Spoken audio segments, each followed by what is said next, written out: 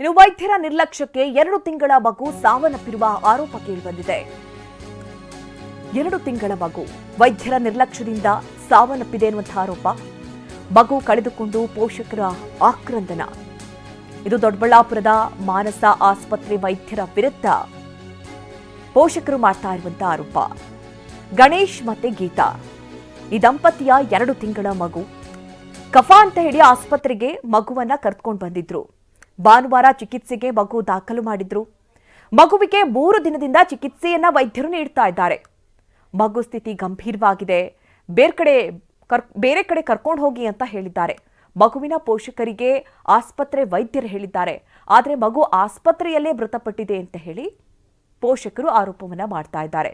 ಅಂದ್ರೆ ಮಗು ಬದುಕಿದ್ದಾಗಲೇ ಹೇಳಿದ್ರೆ ಉಳಿಸ್ಕೊಳ್ತಾ ಇದ್ವಿ. ಮಗುವಿನ ಸಾವಿಗೆ ನ್ಯಾಯ ಕೊಡಿಸುವಂತೆ ಪೋಷಕರು ಒತ್ತಾಯವನ್ನ ಮಾಡ್ತಾ ಇದ್ದಾರೆ. ನೋಡಿ, 2 ತಿಂಗಳ ಮಗು ಕಫ ಇದೆ ಅಂತ ಹೇಳಿ ಮಾನಸ ಆಸ್ಪತ್ರೆಗೆ ಕರ್ಕೊಂಡು ಹೋಗಿದ್ದಾರೆ. 3 ದಿನಗಳ ನಂತರ ಮಗು ಸ್ಥಿತಿ ಗಂಭೀರವಾಗಿದೆ, ಬೇರೆ ಕಡೆ ಕರ್ಕೊಂಡು ಹೋಗಿ ಅಂತ ಹೇಳಿದ್ದಾರೆ. ಆದರೆ ಅಷ್ಟರಲ್ಲಾಗಲೇ ಮಗು ಸಾವನ್ನಪ್ಪಿದೆ. ಹೀಗಾಗಿ ವೈದ್ಯರ ವಿರುದ್ಧವಾಗಿ ಕುಟುಂಬಸ್ಥರು ಆರೋಪಗಳನ್ನು ಮಾಡ್ತಾ ಇದ್ದಾರೆ.